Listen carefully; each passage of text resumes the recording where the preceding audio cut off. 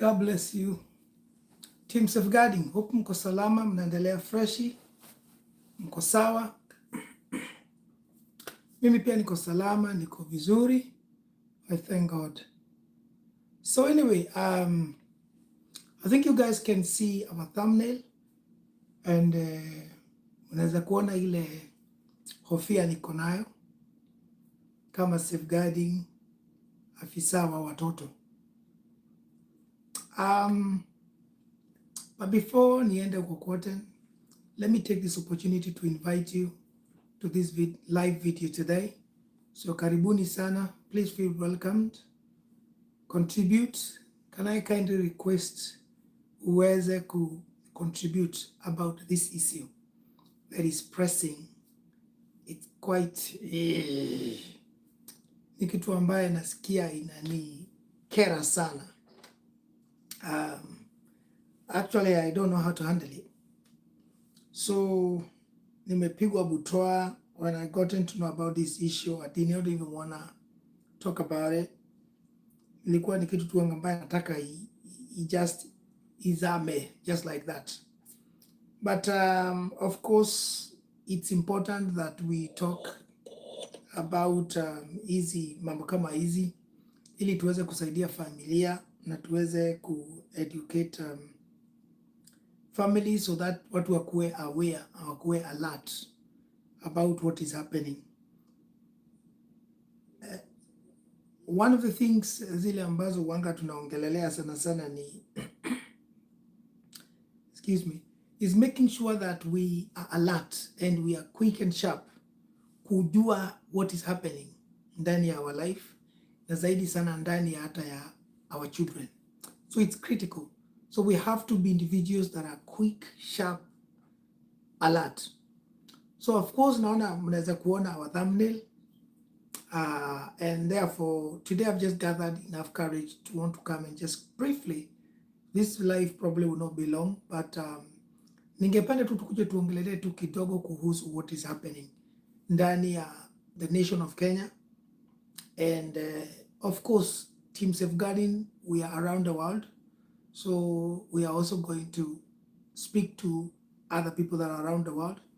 But basically, tunataka ku zoom in Kenya, and especially pertaining what hii issue ambaye ni ya watoto, children that are going to be born. I think probably after this year, late this year, December uko mwisho ama as from next year, as by what we had. Maybe kuna mtu anaweza kujiuliza, what are you talking about, Safeguarding Officer Jeff? So, of course, of late, we understand that the Melinda Bill Gates Foundation, of course, wamekuwa akijaribu kupush sana kuhusu mambo ya identity and all this digitalizing the whole world and all that. Of course, we know these guys. Bill Gates, of course, is one of the richest individuals in the world. So money is not an issue to him. Question is, hizi pesa zake anataka kufanya nazo nini? Maybe kuna question tunaweza taka tu kujiuliza, zinakuanga zimetoka wapi hizi pesa? So whatever ni nini anataka kufanya? Anataka kufanya na akina nani? Anafanya wapi? These are critical questions that we must ask ourselves. He's an American. Believe yeye na familia yake. I don't believe wako pamoja na bibi yake. I don't know. Kuna wakati ilikuwa inasemekana ni kama wataka kudivorce. I don't know. But anyway, ni wa Amerika. Wako na interest gani ndani ya Kenya? Ni kwa nini wanataka kuja ndani ya Afrika? Kuna vitu mingi sana Bill Gates na hii Melinda Bill Gates Foundation wamekuwa wakitaka kupush sana. Kuna story ambazo wasijui kama watu wanajua sana sana ambazo za mosquitoes that were made. But that's another story of another day. Anyway, so I want us to just watch a small video here. So you guys just allow me. You just allow me. I'm going to just do this small video to watch. And then when we watch, tutaongea hapo baadaye kidogo. Of course, this imekuwa ikitembea kwa mtandao. So a lot of people have been talking about it, especially kwa TikTok. So, nitairoll alafu tutaweza tu kusikiliza and then we can talk after that. All right, guys? So,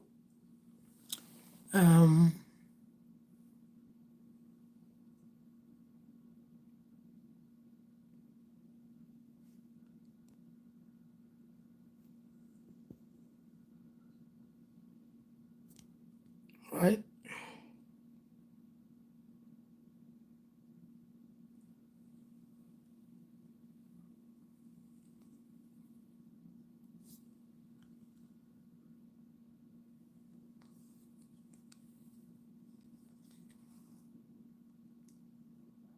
And this time setting its sight on Kenya, where it will advise the government on that country's Maisha Namba digital ID initiative that is currently under development. So, according to a Kenyan news agency, now it even gets worse. The Bill and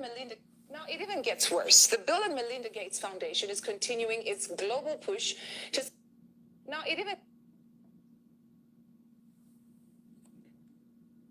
Nataka kuchukua nikitumia the kamera ya nyuma. Excuse me. Now, it even gets worse. The Bill and Melinda Gates Foundation is continuing its global push to support its so-called government-backed digital ID programs. And this time setting its sight on Kenya, where it will advise the government on that country's Maisha Namba digital ID initiative that is currently under development. So, according to a Kenyan news agency, Gates' role is assisting the Kenyan government in its development, and the rollout of Maisha Namba was announced after a recent series of the closed-door meetings with Kenyan President William Ruto. According to Biometric Update, Maisha Namba is supposedly expected to address different challenges, such as identifying and authenticating citizens, safeguarding primary registration documents such as birth certificates and national identity cards, and improving the management of the social programs and government operations. The project has been met with skepticism in some parts of the country. Rights groups have also been expressing concern over the possibility of discrimination and the erosion of privacy. But listen, I just told you in a very nice way. Now, let me just put it blatantly to you. The program targets the birth of new babies. So once you have your baby, before your baby leaves the hospital, you no longer get a paper birth certificate, but then you get a digital one that is somehow implanted somewhere on somebody's body. Think about that, but have a listen to this. So, I think that's part of the clip. Nitafanya hiyo clip ingine hapo baadaye kidogo. But ningependa tu kwanza to discuss that just by itself. So, watu wangu mimi kuna kitu tu ningependa tu kuuliza. Kenya sisi tuko classified kama we are a developing country. Hatuko poor, but we are not yet there. Of course, we understand corruption is so rampant, mambo mingi sana. People can say whatever they want to say, that wamejaribu, but it is still there. Cartels are everywhere. So, kulingana hiyo report imesemekana ya kwamba hii initiative inakuwa pushed by Melinda Bill Gates Foundation. So, kuna swali tu mimi ningependa tu kuuliza. Ni kwa nini Bill Gates anataka kusukuma hii mambo ya digitalizing kila mtu duniani? What is his main aim? Agenda yake ni gani? Excuse me. So, sina shida na hiyo kama watu wanataka kufanya hivyo na nini na nini na nini. Lakini kuna kitu kimoja tu ningependa kuuliza. Kwa nini? Why Kenya? Why is Kenya the country that has been chosen hiyo mambo ifanyike huko? Maybe hata that's not a big issue. Ningependa tu kuuliza ni kwa nini hii kitu haifanywi kwa adults kwanza? Ni kwa nini hii kitu imekuwa targeted ya kwamba inatakana ifanyike kwa watoto wadogo, wale ambaye wamezaliwa na wale ambaye wako Pumwani ama Kenyatta ama whatever maternity ward wako, kabla watoke kwa hiyo hospitali wakuwe wako digitalized. Very shortly tutapiga ama tutacheza the other clip ambayo tutaona His Excellency William Ruto akiongea. But the question that I'm asking is this. Mtoto mdogo anajua nini? Mimi kama ungeniuliza kama safeguarding officer ningesema I'm worried about your program, because why is it that you want to start having digitalized programs with newborn babies? Newborn babies don't know anything. Hawajui nini, hawaongei, hawakuli, wanafanya nini, hata hawaelewi ni nini. Kama mtoto kabla hajatoka, mtoto anakanga siku ngapi kwa hospitali? Siku 4, siku 3, siku 4. Ama akikaa sana wiki moja, unless awe alikuwa amezaliwa hajafika. But kulingana na vile hiyo report inasemekana ya kwamba hawa watoto watakuwa wameshakuwa digitalized kabla watoke kwa hospitali. So kuna vitu kadhaa mimi ningependa kuuliza kama a safeguarding officer. Where are these people that are going to do these things going to get their consent from? Are they going to get the consent from the mother or the father? Because certainly they cannot get consent from this child that is 2 days old. So ningependa kujua in details, mimi kama safeguarding officer, how that and the government is planning to do that. Because mtoto wangu ni mtoto wangu, sio wa serikali. Kama ni wangu, authorization must be from me, because that is a child that cannot consent. Ni mtoto wa siku 2, siku 3 ama wiki moja. So they cannot consent. Ni mtoto hata hajui kufanya. Ni mtoto literally amezaliwa wiki moja. Kwa hivyo hawezi kuconsent. Sasa ni nani ata consent? Ningependa kuelewa ya kwamba mama wakati huo amejifungua, a lot of them are also very fragile. A lot of them are not even able to focus much because of what they have undergone. Men, we may not be able to understand this, but women that have given birth can understand. The process and the experience is not the same. I know kuna wale watu wanasemanga mimi hata ni kama hobby yao, kuna watu wanafanyanga biashara ya kuuza womb. You know, shockingly, they sell their womb so that they just carry people's babies and they are paid money. Kama ni biashara ni biashara. But what I'm saying, the experience is not easy. And that is why ukiona mama akona mtoto anaweza kupigana na ndovu ama simba to protect the child because of the pregnancy experience, the first, the second, the third trimester, and the birthing process, and then kumlea huyu mtoto, whatever it is. A woman or a mother can go to the moon and back fighting for their children. So most of those women, hata kupata wakati wa consent is going to be a problem. Some of them, kama it is their first time, the birthing experience is not a joke. So they might even not be in their right mind to be consenting. So kama hao watoto watakuwa wanafanywa hizi digitalized IDs from the maternity, how is this mother that is not able to give consent gonna be able to give consent? We know that most of the time men or fathers are usually not in the maternity. They come to visit, they come to see the birthing experience, but they don't stay there, they don't live there. The mother probably is the one that is in the ward with the child. The father just comes to visit. So the chances of the mother being the one to give consent is very likely. But again, we are saying this mother, and especially the newborn ones, or one that go through a lot of difficulties or complications, they may not be in a good place to give consent. So ni nani atapatiana idhini? Who is going to give authorization for this child to be iris, fingerprint, ama kulingana vile unaenda kusikia, ama from what we understand, kuna microchip ambayo itawekwa kwa mwili ya huyu mtoto somewhere, so that this child does not now need to carry birth certificate, hataki kukare ID, hana huduma namba, sijui ni hizi namba zingine zinatakana zinaitwa nini, hana hizo zote.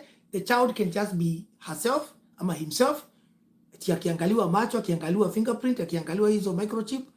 Kuna kitu hapo watu ambaye hawajasema, kwa sababu mtakuja kuona baadaye, mtasikia vile mimi nasema. So inasemekana huyu mtoto atakuwa na ID, lakini haisemekani hii ID ni gani exactly na ni gani.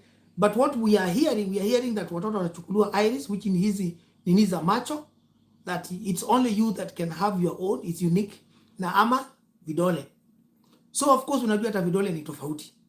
So the chances of course ukichukuliwa na macho na hii na vidole then is good, but kuna kitu ambaye watu hawajasema vizuri. Kuna microchip ambayo itawekwa ndani ya mtoto. So the question is, hata kama ni microchip ama hata kama ni vidole ama kama ni macho ama kama ni nini, who is going to give consent? Kwa sababu kama vile tunasema mtoto hawezi kupeana consent, ndio amezaliwa, na kuna wamama ambaye hawataweza kupatiana consent because of the conditions that they will be in. But also kama mtoto ni wangu na bibi yangu, then both of us as parents must give consent. So what process has been put in place kuhakikisha whatever is being said ama done is okay? Ni watu gani ambaye wameweza kukalishwa? Because for something like this to start even being rolled out, ati inafanywa final preparation, ni lazima watu wakuwe wamesha ambiwa. Sittings must have been done. Consultation must have been done. Ni wapi mimi banake sijawahi sikia pahali eti kuna watu wanaenda wakifanya campaigns, or this is what we want to do, so we want to hear what you people, you the citizens say. Usisahau ya kwamba the Kenyan constitution, the very first chapter, inasema ya kwamba the sovereignty of Kenya belongs to the Kenyan people. So hakuna vile a few people or a few government or a few individuals or a few millionaires or the so-called, dynasties can go and sit somewhere on behalf of Kenyan 50 million to do crazy stuff. So mimi kama safeguarding officer nataka kuuliza serious questions. Who is going to give consent? Because this child cannot give the consent. And we are seeing most of these mothers will not be in a position to be able to give consent. Right? So again, when we try and look, most fathers probably are not going to be available to also give consent. And if indeed what that video has said is the truth, that the child will not leave the hospital or the maternity ward heading home without this digitalized IDs to have been put in place within this child, then who is going to give consent? So something here is not right. Something is wrong. Wakenya, hapa kuna kitu ambaye haiendi vizuri. Kuna kitu ambaye hapa hatujaambiwa. Kuna kitu ambaye hapa haijaongelelewa vizuri. Kuna kitu hapa ambaye haijafichuliwa ni nini inafanyika. And unfortunately, with the risk of sounding negative, sidhani hii ni mzuri. Hapa sioni Mungu. Hapa sioni kitu ambaye inaleta shangwe. This hapa watu wangu inaonekana tutaanzia kuongelelea hii kitu in masses, in numbers, tuseme hii kitu hatutaki. Kwa sababu definitely sio kitu ambaye imefanywa consultation. Hakuna consultation. Hakuna watu ambaye wamekalishwa chini wakafanywa. Kama ni mjadala wa no and yes, watu walikalishwa chini na wakaambiwa chagueni yes ama no. Hata constitution watu wanaibua ni hivi na hivi, chagueni, watu wakachagua. Kwani kama ni hii ambayo inahusu watoto wetu ambaye they are the future generation. They are the future generation. Mbona saa hizi wale watu, because for that thing to happen it needs to be, consultations need to have been done before hiyo mambo happen.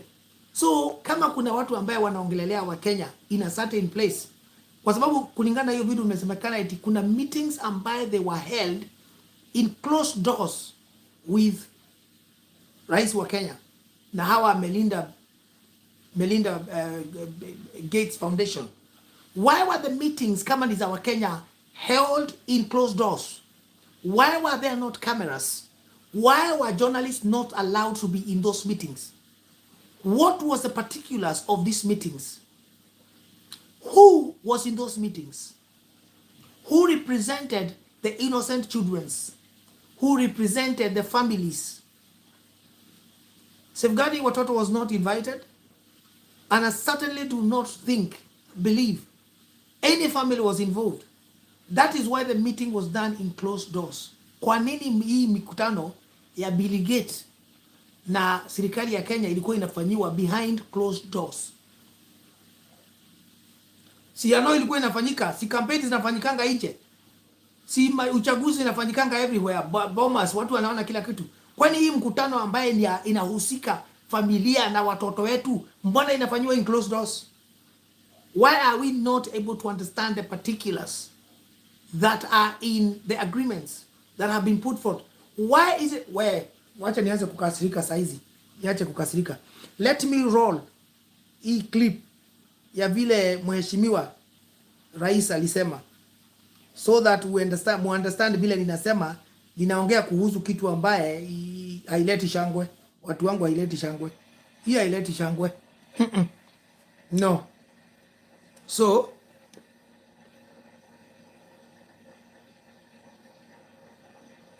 a paper birth certificate, but then you get a digital one that is somehow implanted somewhere on somebody's body. Think about that, but have a listen to this. The digital ID, which has been a big problem to us for a very long time, is now on a testing mode for the next 2 months. I have been assured by all the stakeholders, led by the ministries concerned, that by December, we will be able to launch digital ID, where every Kenyan don't have to carry any paper, plastic or otherwise, as an ID, that they should be able to be identified digitally using their iris or their fingerprints, and we can transact without the necessity of people struggling to identify who they are. And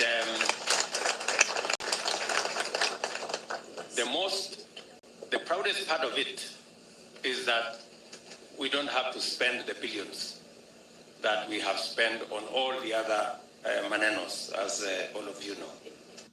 We're taking things that are, genetically modified organisms. Right. So watu wangu bado mnaona hao ndio hao. But kuna kitu ningependa kuuliza.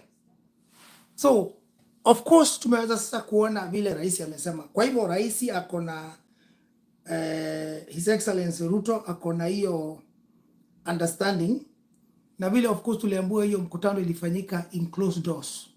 So definitely kama yeye amesema hivyo katika national television, then definitely hiyo mambo iko. Lakini vile tumesikia Daktari Ruto amesema ya kwamba ni iris, which ni hizi za macho, your iris na fingerprints. Hakuna pahali tumesikia microchip kuwekwa kwa mtoto. But we understand hii issue inafanyika kwanza na watoto, although Daktari Ruto amesema kila Mkenya. So the question is this. Kuna uwezekano ikuwe kuna microchip itakuwa pahali popote, kwa sababu kama amesema you will be able to transact. So how is this iris and fingerprint going to be able to transact? Kwa sababu kama hautakuwa unabeba ID, kama hautakuwa unabeba card, banki yako ya card, kama hautakuwa unahitajika uchukue national ID ama birth certificate, there is no way, unless kuna another digital form that has been brought, ambayo inaweza kuwekwa kwa hewa, kwa macho yako ama kwa fingerprint yako. You need to have a chip somewhere to be able to transact. And that's why ukiangalia our cards, kadi ya banki iko na microchip. Ukiangalia kama ni kitambulisho ama ni passport, iko na ile namba ambazo hiyo namba ambayo inasoma, ina read. So ukifanya tu hivyo inakuambia. Ukiangalia vitu zote kama ni hizi driving license mpya ama ID mpya, ziko na chip. passport hii ya East Africa iko na chip. So hii identification ambaye daktari anaongea kuhusu ambaye itatoka na utaenda utafanya transaction, utanunua shamba, utanunua gari bila bank card, bila your passport, bila nini, ni gani? Ni kwa nini hii mkutano ilifanywa ndani ya closed doors? Okay, kuna kitu Daktari Ruto amesema. Daktari Ruto amesema ya kwamba he's been assured by the stakeholders and the ministries concerned. Which stakeholders are these? Okay, hii ministry ambayo ilidili na hii mambo ni gani? Ni nani alikuwa katika hiyo meeting? We want to know these things. Hizi ni vitu ambazo Kenyans wanafaa kuona. From what tumesikia kutoka kwa Daktari Ruto, amesema ya kwamba hii kitu iko katika testing mode. And within 2 months, which is now this November and December, it will have rolled out. Kwa hivyo inawezekana even before Christmas, kukuwe kuna watu wameanza kukua na hizi vitu. So, hii ni kitu ambayo mimi nasema Wakenya wangechaa kuwa wameshafanywa consultation. Kwa sababu you cannot force people to do something they don't want. Now, let me say a few things kuhusu hii issue, right? Sasa, unajua Kenya, nimesema Kenya Mungu anatusaidia na anasaidia Afrika sana. But there is one thing that we also need to be sharp, quick, fast thinking. Kama Africans, let us be quick, fast thinking. Na kama si ni wa Kenya, we quick. Kama si ni wa Tanzania, wa Somali, wa Uganda, wa Rwanda, wa South Africa, wa Nigeria, Tunisia, as long as you are, wherever you are hata duniani, whether it's Europe, whatever, fast and quick. Think. So mimi nauliza, na kuna watu wanauliza sana, why is this thing being rolled out in Kenya? Why not in US? Bill Gates and Melinda Gates are Americans. Why is this not being rolled out in America? Mbona haifanyiwi Texas? Mbona haifanyiwi Minneapolis? Mbona haifanyiwi New York? Why is it not carried out in Europe? Why is it not done in London? Kwa nini watu hawajaambiwa, oh, tutaanza kufanya iris, tutaanza kufanya fingerprint, tutaanza kuweka microchip in London? Why? See, what is funny is this. This is what is not even... wait a minute. Hata ninaongea nini? This is not even funny. Why is it that COVID jabs were not first done in Africa? They were being done in Europe and in America and in Canada. These first world countries. Kwa sababu walikuwa wanataka kuhifadhi watu wao. They did not want their people to die. So, wakati hizi ma first world countries walisha pewa mpaka second jab, ndio sasa hizo vitu zilikuwa zinaanza kutumwa Afrika na huko India. You understand? Na Africa were told you cannot make COVID-19 vaccines. You can't.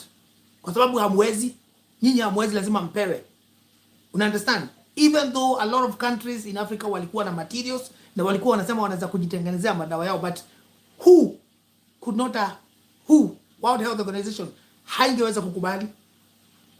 So kama COVID ilifanyiwa huko kama UK ilikuwa inafanywa huko, walikuwa na run AstraZeneca na hizi zingine zote, US walikuwa na Johnson & Johnson, whatever it is. Why mbona hizo hasikufanywa India na huko South America huko? Mbona hazikufanywa Afrika? Hazikuja huko kwanza wao wasaidiwe ndio waangaliwe? Mbona hizi za hizi iris na nini zinataka kufanywa Afrika? Why in Kenya? Hizi ni maswali ambayo tunafaa kujiuliza. Because Waafrika wanaonekanaga ni kama watu ambaye hawawezi kujielewa, hawaji understand. Anything can be done on them and they can be guinea pigs. Poleni nimesema hivyo, but it is what it is.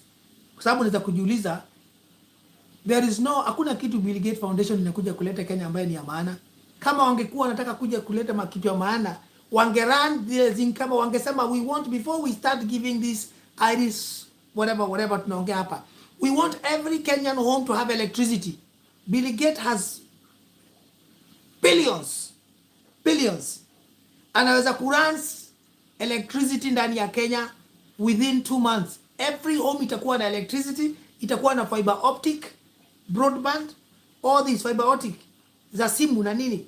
Wanaweza kurun gas in every house. They can build roads in 2 years. Kenya can be like US, but they can't. What they want is things that Kenyans don't need, they don't want, na ni vitu ambazo ziko na giza.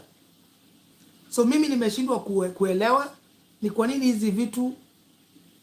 First and foremost, Daktari Ruto vile alisema, these things are in testing mode and they will be ready in 2 months. How can they be ready in 2 months when hata Wakenya hawajui? How can it be in testing mode when people are not even aware of what is happening? There is no hakuna mpangilio ya mama mwenyewe anaweza kuweka hiyo signature ama daktari anaweza So what is going to happen to wale watoto ambao wanazaliwanga mama anaaga? God forbid. Because it does happen. Wale watoto ambao wanazaliwa mama anaaga, mtoto anabaki. Because wali manage kuweka mtoto. So are they going to put that mtoto child ama watafanya nini? What are they going to do?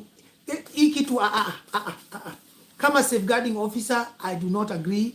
I think watu wapatiwe understanding ya what is happening and let the truth, the blueprint be told. Hii na hii ndio inafanyika. Daktari hapo tumesikia daktari huyo kisema ya kwamba yeye anaongea kuhusu iris na kuhusu fingerprint. Hakuna pahali ameongea kuhusu microchip. If that is the case, hata hatuvitaji kuanzia na watoto. Si tuanzie na watu wakubwa kama vile unaenda kuchukua ID. Isemekane tu mtu yoyote ambaye ni adult from this month tunaweka 6 months.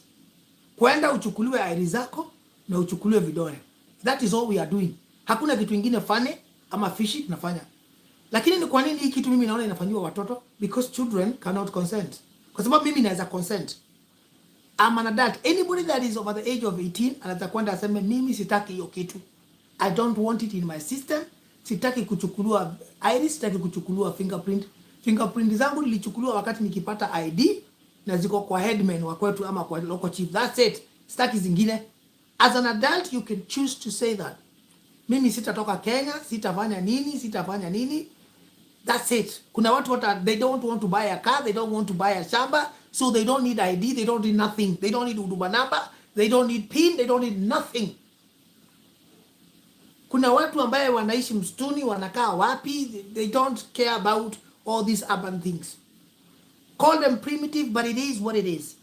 So, kwa nini hii kitu haifanyiwi consultation na watu hawaambiwi ukweli iliyoko? Could it be hii mark ni mark ile nyingine ambayo watu wanaambiagwa? Nauliza tu. Kwa nini hii kitu haifanyiwi London? Why has it not been rolled out in London? Why has it not been rolled out in Germany, France, Switzerland, Canada, Montreal, New York, Texas, Florida? Like I said, all these big places, hizi vitu hazifanyiwi. Hizi vitu zinaenda kufanyiwa Kenya. A place where people can be manipulated, a place where consent can just be ignored. Kwa sababu, and that is why meeting inazemekana zimefanyiwa in closed doors. Kwa sababu kama meeting hazijafanyika in closed doors, people should be aware of this. Should be aware. People should be aware of what. First wangetaka kujua, okay, Melinda and Bill Gates, what do you want? Why are you pushing these things? Why haven't you, wangeuliza Melinda na Bill Gates, why haven't you not started this in America? Why haven't you not started this in London? Why are you not doing this in Japan? Why are you not doing this in China? Why are you wanting to do this in Africa? Why are you choosing Kenya? They need to answer that question before we can start doing iris to watoto wetu na nini hatujui nini wanawekwa. Daktari vile amesema ni iris na hizi vidole. But mimi kuna kitu ambaye ninasema hizo iris na vidole you cannot, hawezi kutoa pesa kwa bank unless they are trying to digitalize and change all the banking system, all mambo ya PIN to a point that wewe unaweza tu kwenda uangalie till machine hivi iread macho yako, and we know that has not happened. That is futuristic. That is futuristic. It has not happened. So kuna kitu ambaye hapa hatuambiwi ukweli, na hiyo ukweli ndio tunataka kujua before this nonsense starts to run. We have to safeguard our children. We have to protect our children. And we must make sure informed consent is obtained. Before a child, anything is done to a child. Informed consent. Kenyan government, tafadhali msikilize. Wazazi tafadhali understand what we call informed consent. Informed consent ni vile wewe kama mama ambaye ni mama ama baba, mzazi ambaye huyo ni mtoto wako, wewe utoe idhini. Wewe useme mimi nimekubali huyo mtoto wangu afanywe hivi na hivi. Kama vile unaendaga unaambiwa huyu mtoto ni lazima tumchinje kwa sababu tusipomchinja itakuwa ni hivi na hivi na hivi. Sasa wewe unaambiwa tafadhali kama unakubali, usipokubali anaweza kuondoka kuaga. Lakini ukikubali tunaweza kumsave. Tukifanya hii upasuaji hivi na hivi, tubadilishe hivi, tuweke damu, lakini kabla tujafanya hivyo ni lazima ukubali na utie sahihi hapa na uweke date. That is what we call informed consent. Wewe kama mzazi unatia sahihi on behalf of your child because your child ni mtoto na hawezi kutia sahihi ama hawezi kuelewa. Hana understanding ya kujua ni nini anaambiwa. That is what we call informed consent. So that must be obtained for our children before anything is done to them. So hizi 2 months ambazo zinaambiwa eti these things ziko katika rollout, ziko katika try, I don't understand ni gani, because you cannot be doing things like that you expect to roll out before you have consent, before you ask people to actively engage and participate in what you want to run out. Sasa kama mkutano zilikuwa zinafanywa in closed doors, how then do people know? Watu wanaelewa hii ni nini? Because watu wanafaa kuuliza hizo maswali. Watu wanafaa kujua, okay, hii ministry ambayo ilisema eti sijui ime-inform daktari na stakeholders. Who are these stakeholders? We need to know who are these stakeholders. Stakeholders ni Bill Gates na bibi yake na foundation yao. We know what that foundation does. So, watu wangu, it's about time tuweze kusimama and be counted. Let us stand in for our children. Mambo yengine ambayo yanafanyikwa yasifanyike tu blindly bila sisi kuangalia. So tafadhali ikifika ni huo wakati wa wewe ufungue mdomo na useme umekataa, tafadhali sema umekataa. Usitukue blindly. Kuna watu nimesikia wakipiga makofi hapo hapo wakati Daktari Ruto alikuwa anaongea hapo. Maybe those are the stakeholders.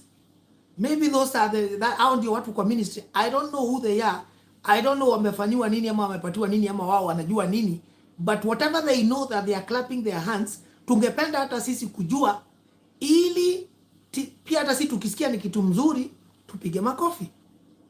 But in London, in US, California, wherever it is, people still use their IDs.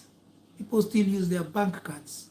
Right now, as I'm talking to you, people are still using their fingerprint. To be honest, all these first world countries, very rarely, a lot of people have iris zao ziko kwa computer. Wale watu wanapimagwa iris hizi na vidole sana sana ni criminals. Ule mtu ambaye amefanya makosa fulani na ni lazima awekwe katika police record. Therefore anachukuliwa vidole zake na anachukuliwa mpaka hizo za macho ili akuwe identified. Ili siku ile ingine yote atafanya madhambi ama makosa ama atie fujo na gasi ama afanya tabia mbaya, vidole zake zinaweza kuchukuliwa huko, fingerprint, ajulikane huyo ni mtu fulani alifanya hiyo makosa. Akishikwa hata kama amekufa, macho yake ikifunguliwa, ipigwa rada, itaonekana ni kweli huyo ni mtu fulani. But I can guarantee you most wananchi ndani ya dunia hawajachukuliwa iris na hata wengi wao hawajachukuliwa hizo fingerprints. Because most of them hata kama ni za IDs ama kama ni za kitu, hizi countries kama za hizi za first world, huhitaji kidole yako itichukuliwe ndio uchukue ID. Unajazaga hizi vitu zingine zote. So wale watu wanakuanga wamechukuliwa hizo vitu ni criminals. So mimi si understand ni kwa nini Kenya, a country that is developing, a country ile ambaye hata hakuna kitu ambaye tunaelewa, tumeshindwa hata na corruption. Tunataka eti kujilete mbele na kiherehere. Tuseme eti sasa sisi ndio tunataka kwenda. Yes, I know Kenya ilikuwa ndio watu wa kwanza kufanya M-Pesa. And sasa ni kama imeroll ndani ya dunia. But let us leave. M-Pesa was unique. And sasa imekuwa copied mpaka UK, mpaka US, mpaka everywhere. Money is now being transferred. Most of the money ambayo inakuwa transferred sasa ni kwa mobile. Yes, that was fantastic.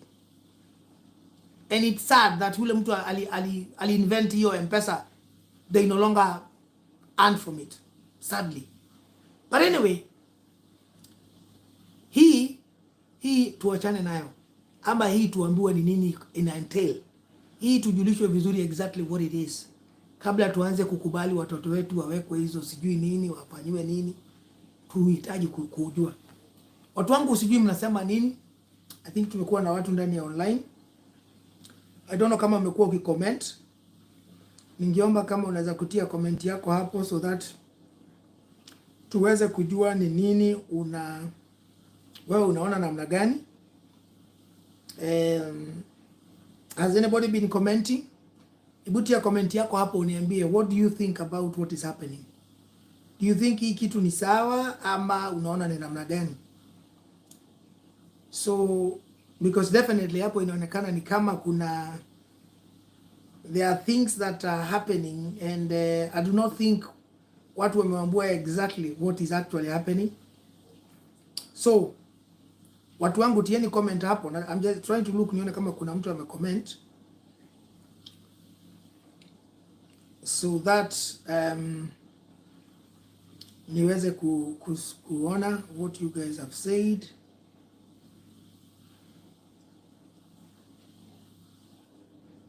What you guys have said.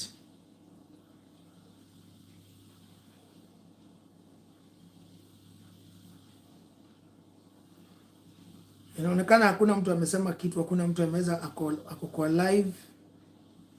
Nobody is on the live. Sijui kama mna wasiwasi ama mnaogopa ama mnafikiria kwa sababu daktari aliongea mkicomment mtakuwa na shida. Hakuna, this is your opinion and definitely ni necessary uweze kusema what you think, kwa sababu watoto ni wako na watoto ni wa watu wengine. As much as watoto wanaangaliwa na serikali, they don't belong to the government, they belong to you first and the community. So please tieni comment zenyu hapo, nyinyi ambaye mko hapo, tafadhali say what you think about hiyo issue. Tia comment yako hapo utuambie what you think. Maybe wewe uko na understanding, maybe wewe ulikuwa one of the stakeholders, maybe wewe ulikuwa una understand more better, so tuelimishe tafadhali, because me I'm not enlightened on that. To my understanding, I only know what daktari aliongea pale na what that video said. I was actually not aware of this, but ilionekana daktari anasema this will be very beneficial to Kenyans. Na kila mtu atapatiwa hizo digital ID. I don't know how they watafanyia na kina Shusho na kina Guka, and when this is going to roll out. But please, ningependa kama tia tu comment yako hapo utuambie what you think about that issue. And definitely I will hope to see your comments and itazisoma na tutajadiliana kwa comments, because pia kwa comment, when you write your comment, it's also communicating. So think about whatever unaweza kusema. Hautashtakiwa, hautakuwa summoned kwa DCI. Siku hizo watu wamekuwa kistua watu kwa DCI, takupeleka huko. Anyway, that's the story of another day. I'm your safeguarding officer, Jeff. I think about children. I love talking about children. Most certainly, I speak about safeguarding our children. It's critical. We as parents, carers, guardians, those who come into contact with children, ensure that they are safeguarded from suffering any sort of harm whatsoever. It's as simple as that. Kuna kuchelewa. Doesn't matter huyu mtoto wa nani, wa kabila gani, wa nchi gani, whether ni Mrwanda ama ni Mburundi ama ni Nyarwanda ama ni Mganda, Somali, it doesn't matter. Child is a child. Kama ni mzungu, ni Arabu, ni nani, it doesn't matter. Safeguard a child and God is going to bless us.